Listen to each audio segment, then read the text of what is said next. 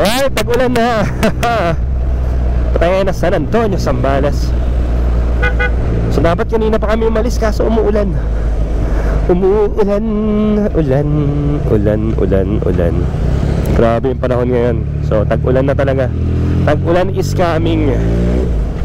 Mainit tapos biglang ulan. Isang kanto lang ulan, tapos may araw. Kamusta naman yarn?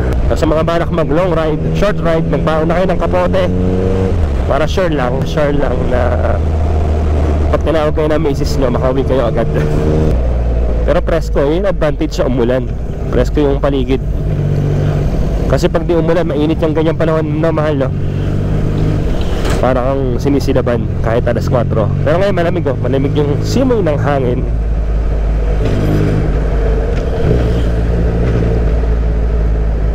So lahat talaga ng bagay may benefits. Pag maaraw, masarap mag-ride pero mainit. Pag umulan, katapos sa ulan, masarap din kasi presko. Grabe, oh. Diba? So fresh na fresh yung paligid. At yun ang haring araw. Ganda na itsura nyo. Yun, oh. Harley Prospect Stig.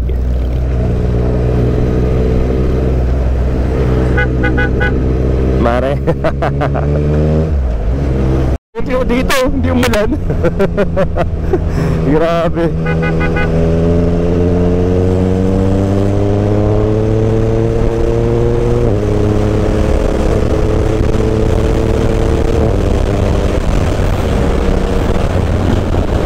So dito mainit, oh.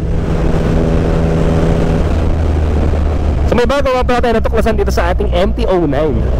3 years ko na siyang gamit, ngayon ko lang natuklasan.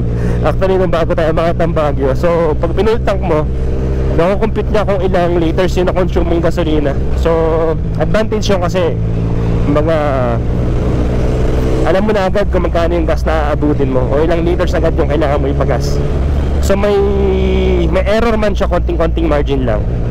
Napakaliit lang, point something lang. Pero laking bagay nun, lalo ko naglo-long drive.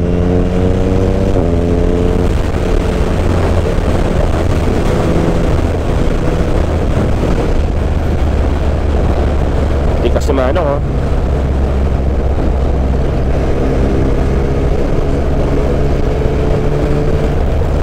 So hindi tayo nagkakamali na Sportster,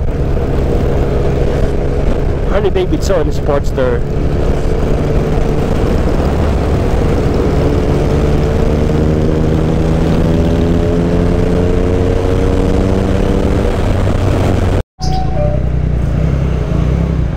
Siyempre ang gas natin, wala iba. 1 petrol. Kuya, tingnan kuya. Oo. Babatiin ka? Babatiin ko diyan. Sino? Rose Ann? Rose Ann, ang ganda ng pangalan niya.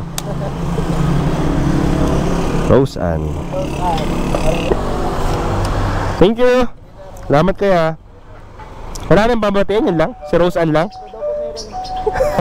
Sige po. Wala man.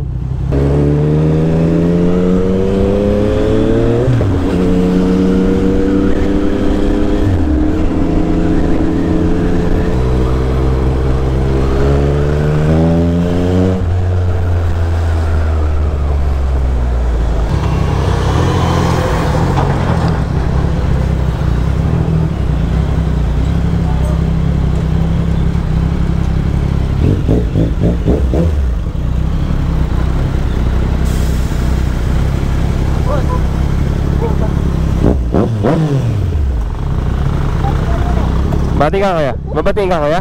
Ibabatiin ka? Ibabatiin ka? Babatiin, wala? Shout out sa mga taga Isabela. Ayun, shout out. Ingat kayo sir, ha? Alam baka maipit ako. Sige boss. Kiyo.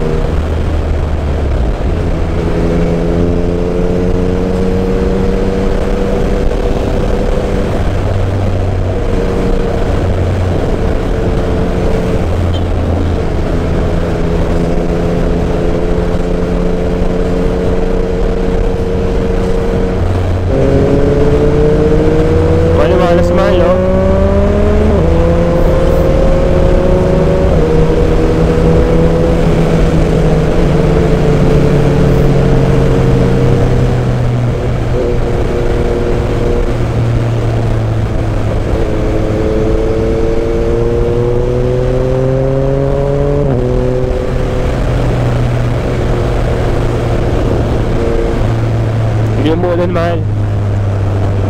Tapos doon umulan niya, no?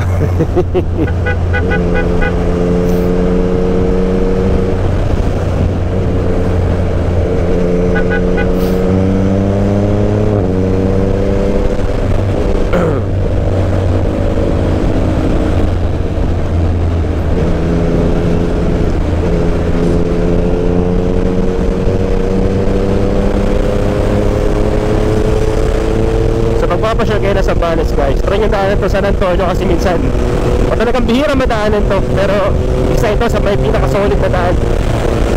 Maluwag at saka maayos. Normally kasi pag pupunta ka na Iba o Norte, ang daan mo talaga shortcut sa Narciso. Pero to San Antonio, bihira nyo madaanan to.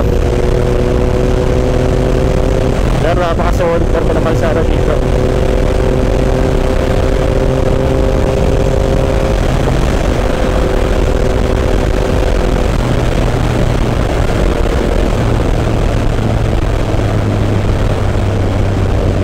May bagong kainan.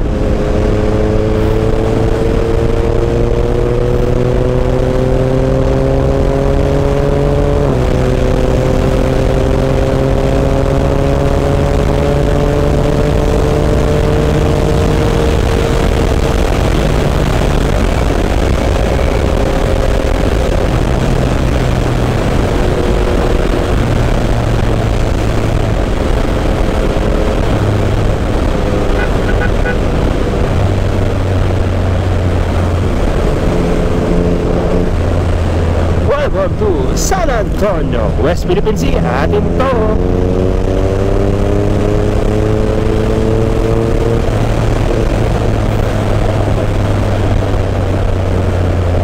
Oh, sama tayo dun. O sana supportahan natin ang ating kababayan, ating ipan. Ano ba tamang term? Naipit ko sa Facebook. Ating ipagmalaki na atin ang West Philippine Sea.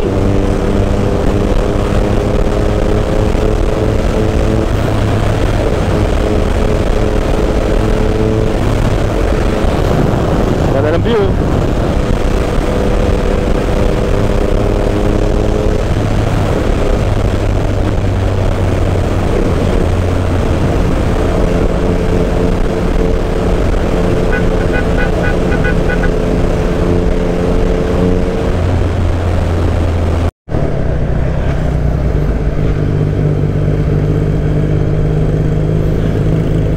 Summer vibes pa rin dito sa San Antonio, no? Summer vibes pa rin ka ako.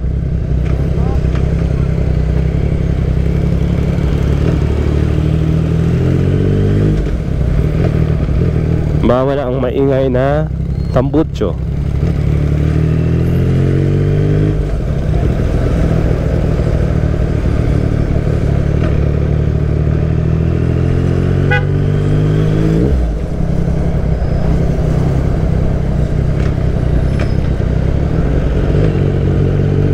Ano man? Sinabi ni Dax kanina sa coastal.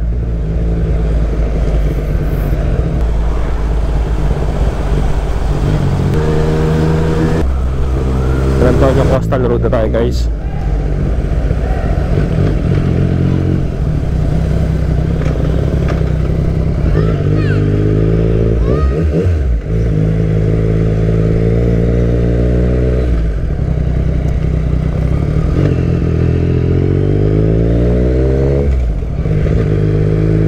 Sulit na nasyal dito, yan, oh, open yan, open para sa lahat. So babayaran mo lang environmental fee at kung gagamit ka ng mga cottage.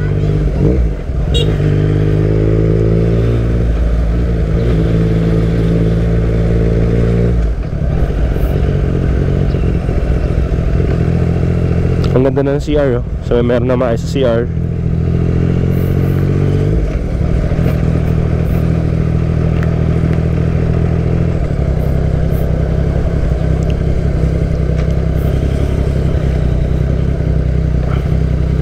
So hotel meron din.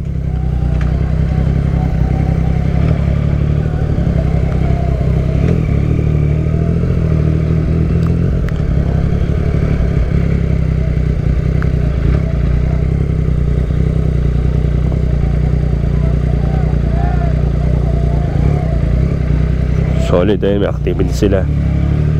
Yung sunset naman dito guys, napaka solid. Ayun.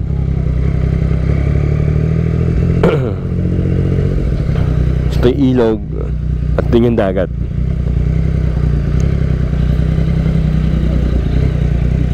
Alright, so touchdown tayo dito sa San Miguel, San Antonio Coastal Road. Ganda na sunset oh. Solid. With the view dito, meron silang parang Baywatch. Ayun yung motor natin. Anong island nyo man?